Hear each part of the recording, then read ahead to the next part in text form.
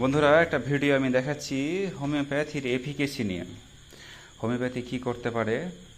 অনেকেরই হোমিওপ্যাথির প্রতি বিশ্বাস খুবই কম। বিশ্বাস কম হওয়ারই কথা, কারণ যেভাবে ডাক্তাররা চিকিৎসা করেন, এই রোগী যদি পাঁচ বছর যদি ওষুধ খেতে অন্য হোমিওপ্যাথি খেতে আশা করতে ছাড়তো না আমার মনে হয়। কারণ ট্রিটমেন্ট হোমিওপ্যাথির যে ওষুধ, যা ওষুধ লাগবে সে ওষুধ পড়ে না।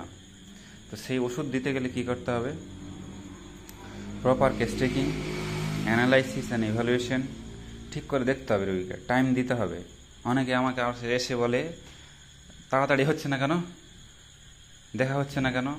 একটা রোগী দেখতে গেলে সময় লাগে আধা ঘন্টা। নতুন কেস যদি দেখতে শুরু করি, আধা ঘন্টা সময় লাগে।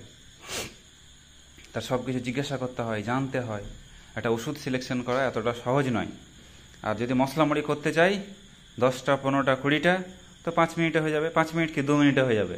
ওষুধ লিখবো, পাঠিয়ে দেবো। একটা কম্পাউন্ডার থাকবে, কি করছে না করছে আমার দেখার নেই। যেটা চারিদিকে হচ্ছে সবাই ভাবে এটাই হোমিওপ্যাথি। তো মানুষের ধারণা ভুল নয়, ওরা দেখছে সেটাই। তো মানুষ যেটা দেখছে সেটাই বলবে, সেটাই স্বাভাবিক, কিন্তু এটা হোমিওপ্যাথি নয়। হোমিওপ্যাথি আলাদা জিনিস। এই পেশেন্টটার নাম দেখাচ্ছি আমি, শুধু মুখ দেখাবো না। রিপোর্ট করেছিল সোনা স্ক্যানে, রিপোর্ট ছিল 11/1/25, এই বছরেই 11 তারিখ জানুয়ারি মাসের 1 তারিখে।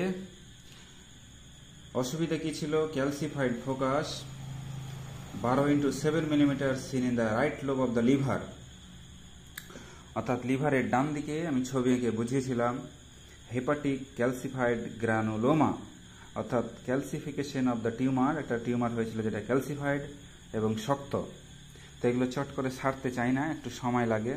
পেশেন্টকে ধৈর্য ধরতে হবে এবং হোমিওপ্যাথি ওষুধ ধীরে ধীরে ধীরে ধীরে সারিয়ে তুলবে। ভালো করতে গেলে একটু সময় দিতে হবে। সো ক্যালসিফাইড গ্রানুলোমা নামটা দেখাচ্ছি আবার, কারণ পরের রিপোর্টটা দেখাবো বলে। ডেটটা দেখিয়ে দিলাম 11/1/25। আমি কেস টেকিং করেছিলাম,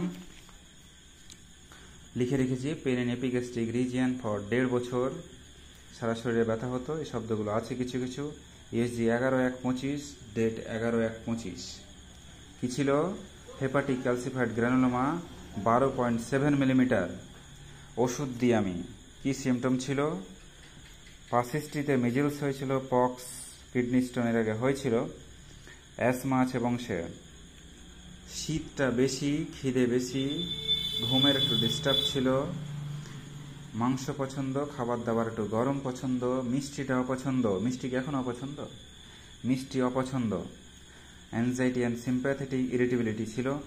সো এই যে সিমটম টোটালিটি, আমি যে একটু আগে বললাম, হোমিওপ্যাথিতে totality of the symptom, evaluation of symptom, কোনটা নেব কোনটাকে বাদ দেব মেডিসিন সিলেকশন করতে গিয়ে, সেটা হচ্ছে খুব গুরুত্বপূর্ণ। এবং তার থেকে গুরুত্বপূর্ণ হচ্ছে ফিজিশিয়ানের ওন ট্যাক্ট অ্যান্ড ট্যালেন্ট। তিনি কীভাবে নিচ্ছেন, কোনটাকে বাদ দিচ্ছেন, কোনটাকে ধরছেন। এবং সবথেকে বড় কথা হচ্ছে, যখন আমরা ওষুধ মিশিয়ে দিই, যারা মিশিয়ে করেন, অনেকগুলো মিশিয়ে সেকেন্ড প্রেসক্রিপশন বোঝা যায় না কি হয় কি করে, খুব মুশকিল বোঝানো। আমি ওষুধ দিয়েছিলাম 14/1/25, রিপোর্ট দেখালাম 11/1-এর। 14/1 এসেছিল কস্টিকাম 1-2, নেক্সট 3-4, নেক্সট 5-6, নেক্সট 7-8, অর্থাৎ পরপর নেক্সট হায়ার পটেনশন চলতে শুরু করেছে। লাস্ট দিয়েছি আমি 9 এবং 10। সো 10 পর্যন্ত চলেছে। 1 2 3 4 5 6 7 8 9 10, 10 পর্যন্তই চলেছে। এবং আজকের রিপোর্ট 19শে জুলাই, আজকে হচ্ছে 20 তারিখ, আজ 19 তারিখে রিপোর্ট করেছে। 19শে জুলাই 2025। নাম একই, আগের নামটাও দেখালাম, রিপোর্টটাও দেখাচ্ছি। এখন কিন্তু ক্যালসিফাইডটা ভালো হয়ে গেছে, অর্থাৎ পুরোপুরি cured by homoeopathic medicine. Liver বড় হয়ে গেছে, লিভারটা ফ্যাটি লিভার, লিভারে চর্বি জমেছে। এখন শুধু mild hepatomegaly with grade 1 fatty liver. তা গ্রেড 1 ফ্যাটি লিভার কেন হয়? অনেকে ভাবে যে মাছ, মাংস, ডিম এগুলো খেলে হয়তো হয়। এগুলো খেলে হয় একটা কারণ, কিন্তু সবথেকে বড় কারণ হচ্ছে হেভি মিল। রাত্রেবেলায় যখন আমরা খেয়ে শুই, বেশি ভাত খেয়ে নিলে সেটা আর শরীরে কাজে লাগে না, কার্বোহাইড্রেটটা লিভারে জমতে থাকে, জমে জমে জমে জমে ও যখনই ব্লাডে দেবে ব্লাড রিব্যাক করবে, পাঠিয়ে দিবে, সো তখন লিভারে এসে ফ্যাট জমে যাবে, সো ফ্যাটি লিভার। এটা একটা কারণ। এইভাবেই হয় বেশিরভাগ ক্ষেত্রে। সো দেখালাম another successful case in homeopathy, calcified case. অনেকে তো বিশ্বাসই করে না, প্রমাণ দিয়ে চলেছি বারবার, এখনও দিলাম, দেখুন ঠিক হয়ে গেছে, রিপোর্ট নেই, বুঝে গেছে, ঠিক হয়ে গেল, আর কি চিন্তা কিছু।